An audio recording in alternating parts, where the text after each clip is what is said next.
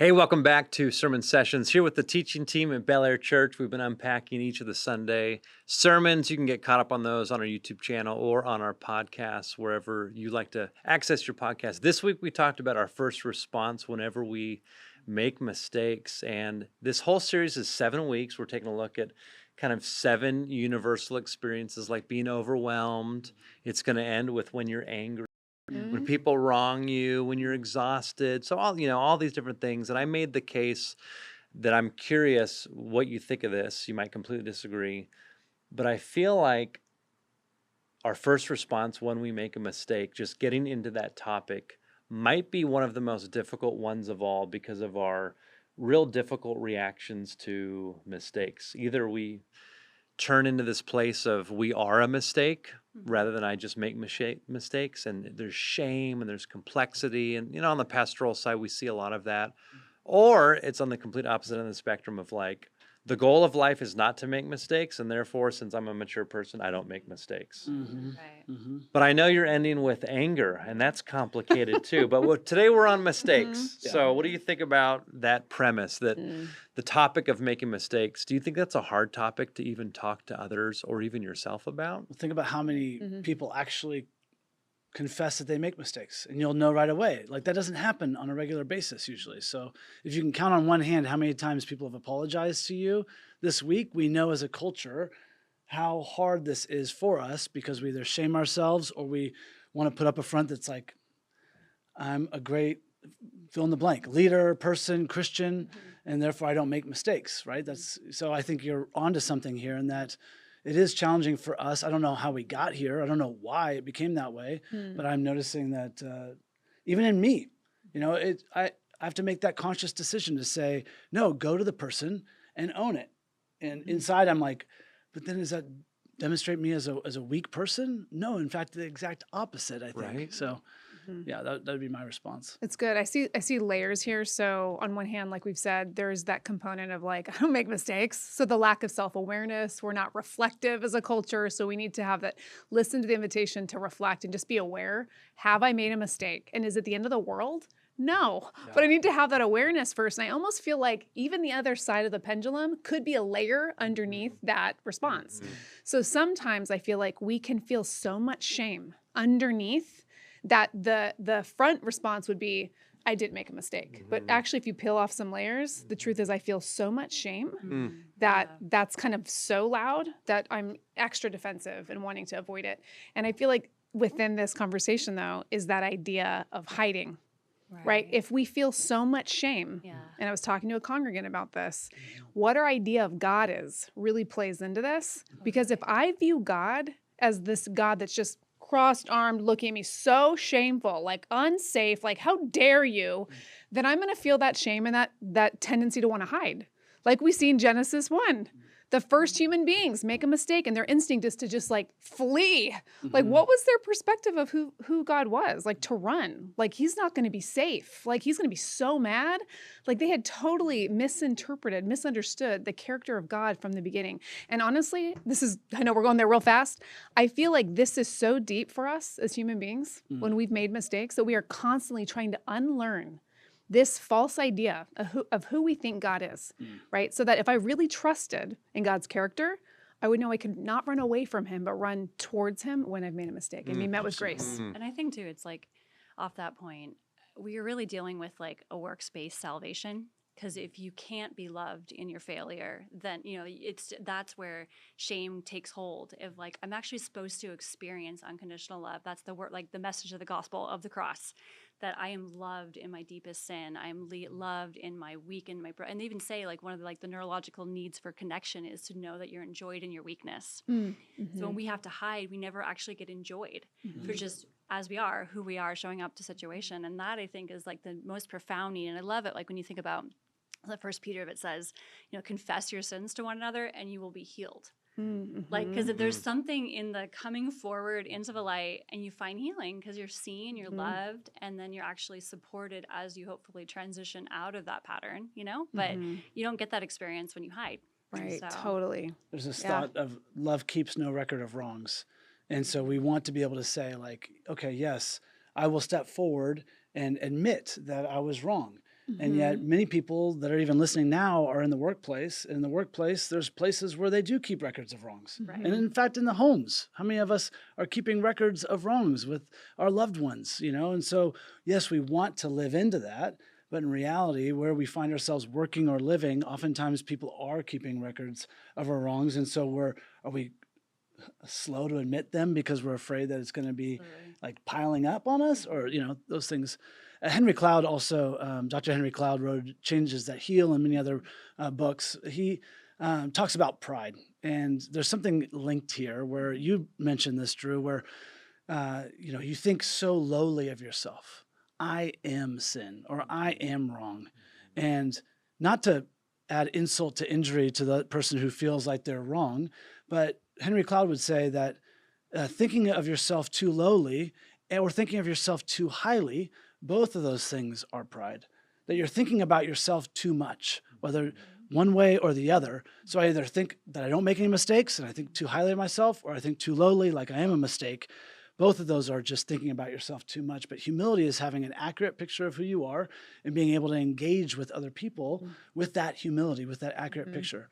On both those things, I make mistakes and I do things right, and that's who I am. So I see two things. One is our interactions with people, right? How do we deal with our own mistakes and when others have made mistakes, right? And then how do we view God in this idea? And I think they're related because ideally we're supposed to be like Jesus in these moments, and we have a great time as human beings trying to work this out in our lives. But I think that's interesting that we can be so, like the forgiveness component plays in here. We can be so unwilling to forgive when people have made a mistake. And yet we expect Christ to also forgive us, Why Just is that? idea. Why do you think that we're so not quick to forgive? Like, what's going on there?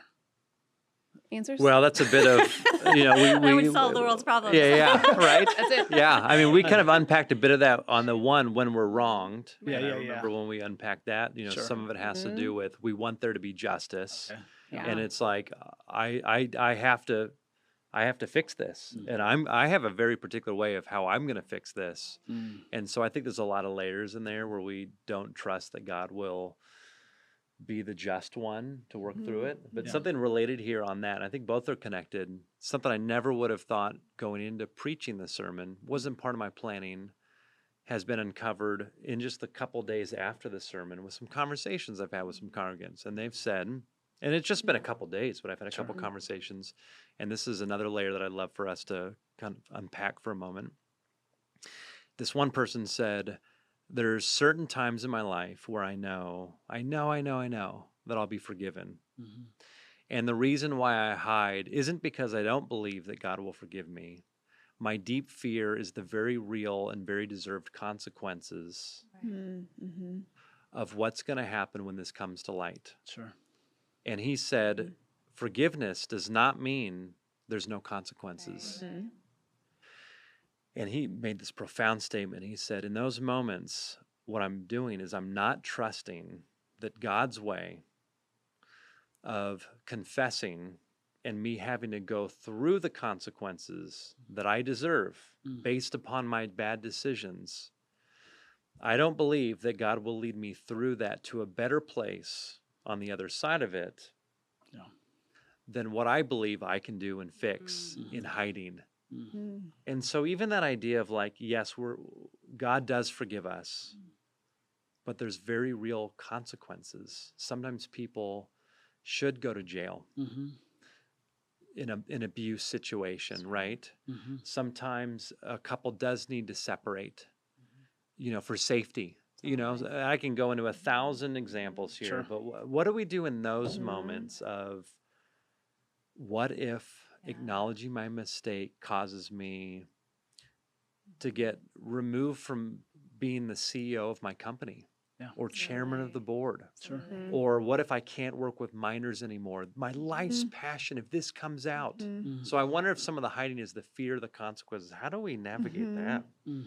Well, I think after your point, I was thinking about this before we started, humility is the foundation of this whole conversation. Because I think, God gives grace to the humble, right? And so when we have that understanding that, like, I'm going to come forward into the light, I'm going to accept the consequences, but there will be grace that meets me in that. And I've seen that time and time. And when I've made huge mistakes in my life, and I'm like, I should have paid way more than that, but I came clean and I owned the mistake. And then all of a sudden there was like the Lord came up behind me with grace that I couldn't have seen.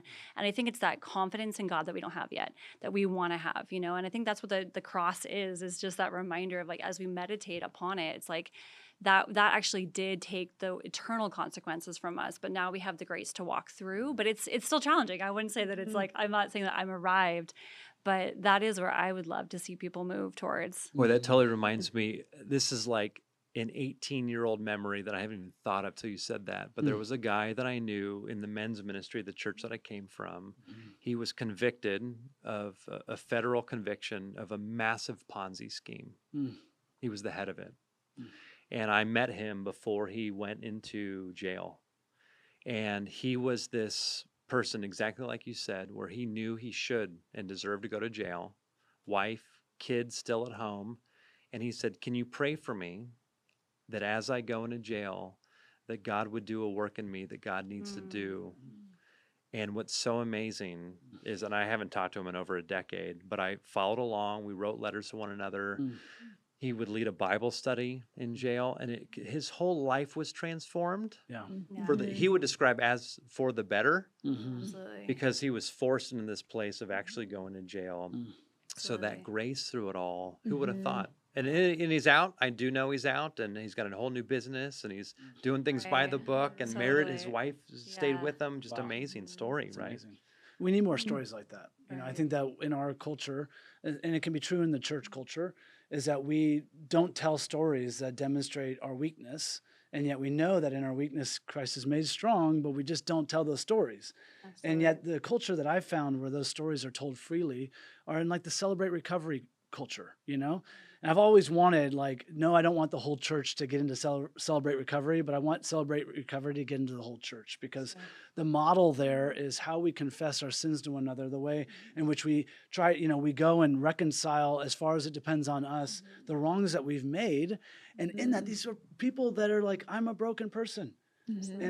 And yet they're met with grace in that relationship, and they're met with healing from that. And you see the life that comes from that practice. And yet oftentimes it does take your life to kind of hit bottom and find community with other people that are willing to say, yeah, that's me as well. But in our kind of church culture, it's usually like put on a smiley face, don't show any kind of weakness. And so there's a longing there of like, what if we were learning from that kind of community? You know, like there's beauty there. I think that we love words like authenticity, right? And genuine and just real. Like, we're just gonna be real. But we're not. We want to be. That's our hope. But I honestly believe that we have so much work to do in this way. We say it. Do we live it? Yeah. No. I don't, and I think you guys are hitting on some really important things because, right, you talked about the healing component. When things are left in the dark, they can fester and they can just like turn into like a bigger thing. But when they're revealed, although it might be painful, totally, especially in terms of pride, like when you're, especially in like public settings too, or whatever, to say like this failing, I'm letting everybody see, that's scary. Sure. But then trusting, like on the other side of it, will be healing. But are we safe people, like we've talked about? Are we safe enough people That's safe enough. to journey and to hold other people's stories and failings and our own without so much judgment and shame? Sure. Because we kind of perpetuate it. Pull up any kind of news feed right now. Like that's what you see. It's just finger pointing, yelling. Like there's just not a lot of grace at all. What if we were really a people that just permeated grace when there were failings, you know? And in our own lives too. Would we be more free? I believe we would. I think we would have more healing, genuine healing, if we did that. If, like, as a spiritual practice, you make the decision every time I see someone make a mistake, I'm going to move towards them in love. Yeah. Like I think, and you know, we pastorally, we know when someone goes to the hospital, how important it is to follow up with them, to meet with them, to write them a note, to send them flowers, to visit them. Like those are, you'll never forget when the person comes to you in the hospital, right? In the midst of, I think in the same way, you'll never forget when somebody moves towards you in love Yeah. the moment you've made a mistake. Yeah. Because we have this Mhm. tendency to be like, Totally. I want to distance myself from them at this point. Absolutely. Mhm. Well, think And I about Jesus and Peter, right? Just this like moment where he could have been, he was feeling so much shame after rejecting Christ three Right. times. And Jesus just kept moving towards him three times, right? Totally. Just, no, let me get this into your brain, into your heart. Like, Yeah. you are forgiven. I want to be reconciled with you. Yeah, I was just thinking about a time when I was a youth pastor and I had this precious boy, just high school, just fun and just football player, just such a great guy. But we're at camp and him and his buddy thought it'd be funny to like throw rocks at our window of our cabin, right? And so we're having like a little prayer session and all the girls are praying over each other and like in flies this rock and it just shatters. It like hits one of the girls. She starts bleeding. There's glass everywhere. Like the girls start screaming, and I still to this day like remember he was like on my porch just like head down like just ready for me to like rail at him, and I was like, "Hey, I'm not going to say his name, but I was like, "Hey, so you just broke my window." I was like, "I got, so and so is hurt. We got glass everywhere." And I was like, "So, what are you going to do about it?" And he just like looked up at me and he's like, "Well, I'm gonna apologize." And I was like, "That's a great first step. Like, what else are you gonna do about it?" And he's like, "Well, I'm gonna go get a vacuum. I'm gonna vacuum up all the glass." And I was like, "Awesome." And we just started walking through all the things that were needed for that moment's cleanup. And at one point I was like, "Hey, so and so's got glass in her sleeping bag. What are you gonna do about it?" And he's like, "I'm gonna give her mine." And I was like, "That's an amazing like plan." And we got to a place where I was like, "I think we're good. Like, I think it's all cleaned up. And so I was like, "All right, I was like, "Okay, go do it." And he like freaked out. He's like, "Wait, what?" And I was like, "Go do it. And he's like, "Well, you're not gonna yell at me?" And I was like, "No, I'll yell at you if you don't go do those things. But like, if you go and do it, like the next morning, like, so he bolts off the porch. Next morning, come up to him like, "Hey, so the window's going to be $250. What do you want to do about it?" He's like, "I don't have a job." I'm like, "Well, we need a janitor, like for the summer. And he worked that summer and paid off the window. And like, it was so precious because I saw him like a few years after he graduated and he was like, "Eric, I've never forgotten that." He's like, "You loved me in my mess." But it's the binary, right? We can enable people. And I think that's the hard part of hiding is the enablement that happens. And you're not going to fulfill your destiny if you're enabled. And I think that that's the cost. Like, I think people think in the short run of like, if I hide this secret, if I hide this addiction, if I hide this issue, it's going to be better for everybody. It actually is it's going to completely circumvent your destiny, in terms of like, you're not going to find your destiny in prison. You're not going to create intimacy and repair in your marriage if you don't come forward. But I think that's why it's so important to come into the light. And we're naming some pretty big things. I mean, we're talking about prison. I appreciate Yeah. the conversation about the kid who threw the rock. I can relate with that one. But there's also this daily practice of just being quick to ask for forgiveness, like just to admit Right. that we were wrong. I mean, just start there because those big ones come. If you're in a practice of hiding on the small things, likely you're going to hide on the big things. But if you're in a practice of experiencing that and being quick to ask for forgiveness, quick to forgive other people, then we might be in that, working that muscle a little bit more so that if something big happens, you might move into that. I just think there's room for just the close proximity relationships of saying, "Hey, I'm sorry, I totally messed up on that one." Being like, "Oh, all right. Oh, I forgive you. Thanks for apologizing." Yeah. Both are lifted. I mean, I've experienced a lot of lift receiving forgiveness from someone else after I've made something, but I've also experienced the other person experiencing a lift when I've apologized. Absolutely. So life goes around all the way through when you forgive and when you ask for forgiveness. And as adults, we have such learned behaviors from when we were kids. And you talked about somebody young, and you talked about these very practical things for us. And even you talking about how do we create an environment of this. And for anybody that is around younger people, and that can take a lot of forms. Let's say you're a teacher, you're an aunt, you're a grandparent, you're a babysitter, you're a parent. Like there's people, a lot of different roles that we play around younger people. And as kids do, as adults do, they make mistakes. Right.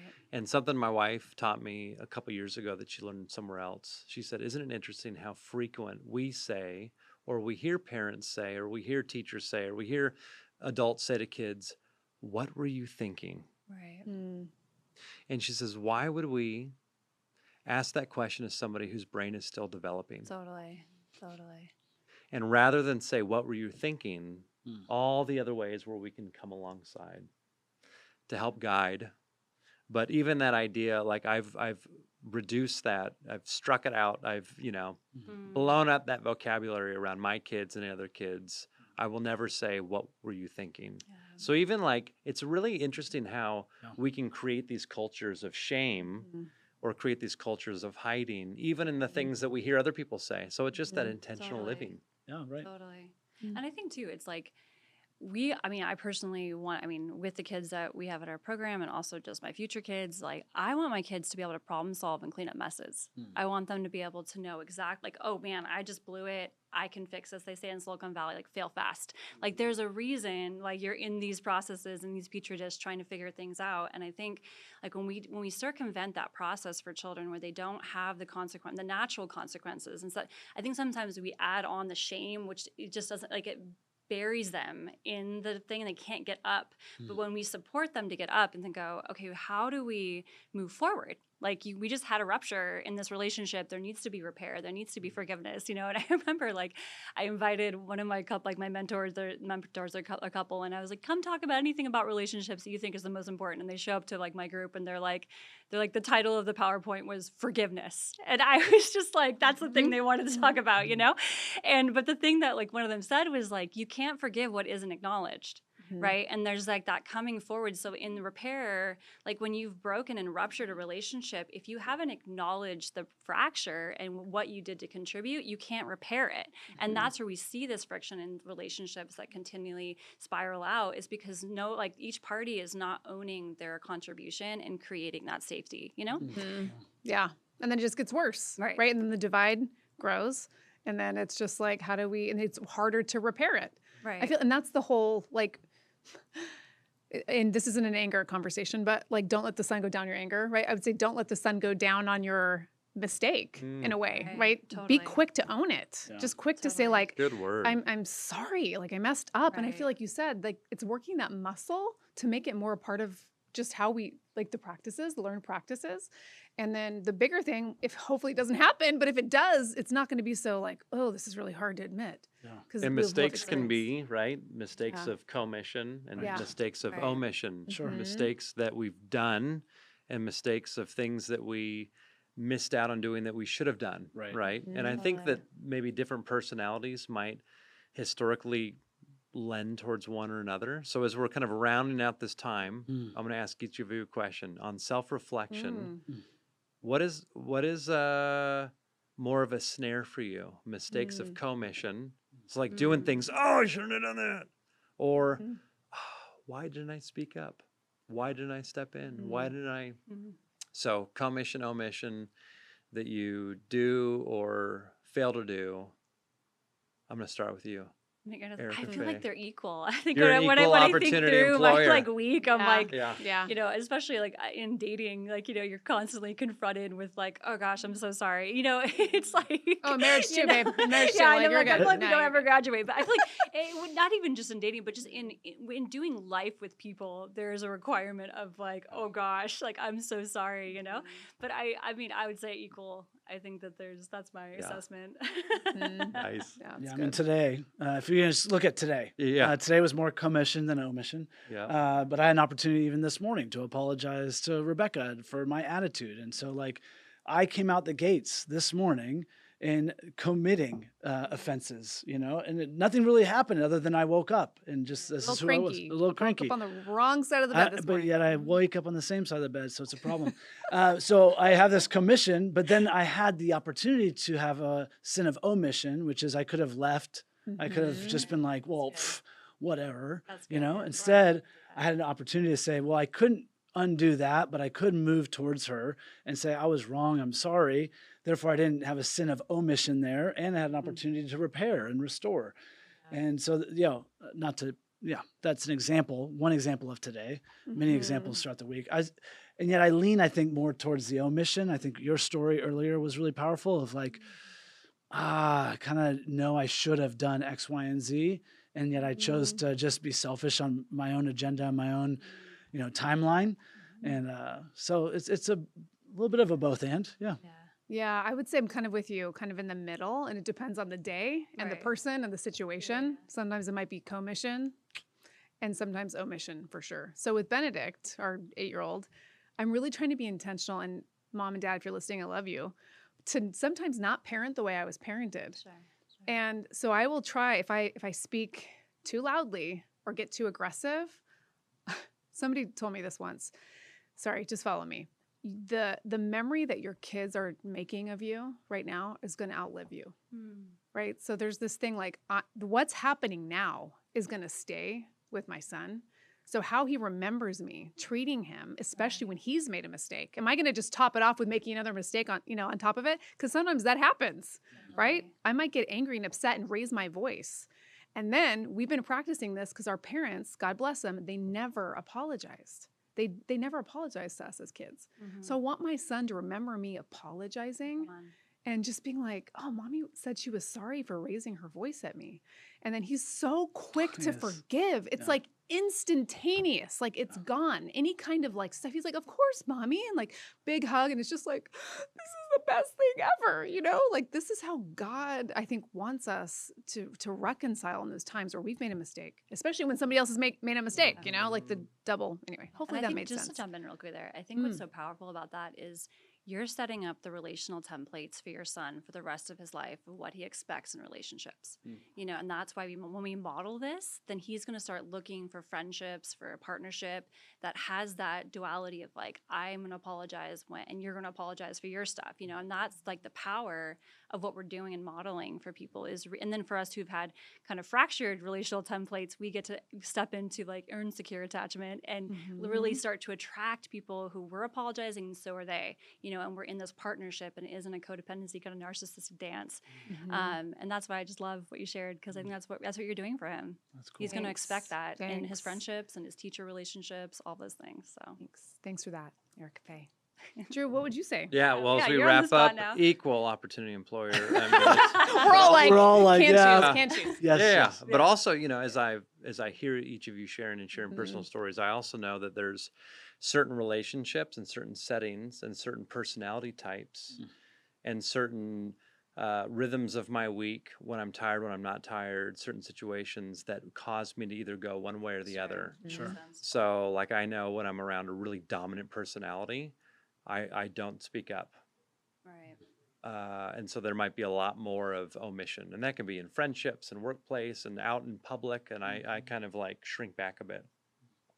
And I can find when I'm super exhausted, super tired, even from people who are close to me, I can be short, like you wake up on the wrong side of the bed. Yeah. And it's just really interesting, like as you open yourself up to this idea of like, wow, the human experience is making mistakes. Yeah. And that's not my identity. Totally. Right. And there's grace upon grace and mercy that is new every day, as Lamentations 3:23 says. And yet God is inviting me into this, leading to the Holy Spirit, Jesus leading us through that, not defining us, but also not getting stuck in it. So then I become more aware and then more sensitive to it in a good way, where I'm like, oh my gosh, before I go and I spend time with Erica's family in Texas and it's chaos and there's all these kids and I'm sleeping, on blow-ups and this and that, like, I know by the end of the week, I can start going this direction. I'm going to start preparing myself in advance to not check out and not miss out on things, whatever it might be. Right. So I think don't be afraid of the uncomfortability of growing Totally. by saying, I make mistakes. Yeah. So good. And that first response of turn to the Lord. What a great So series good. it's been. So good. Such a Love that great we're all series. jumping in on this. So tune in to not only YouTube, but also we audio record the 11 o'clock service. So some people don't know that. So YouTube, where people are watching this now, has all of our pre-recorded awesome messages as we share through the teaching team. You're our newest member, so we're going to get you up there pretty soon.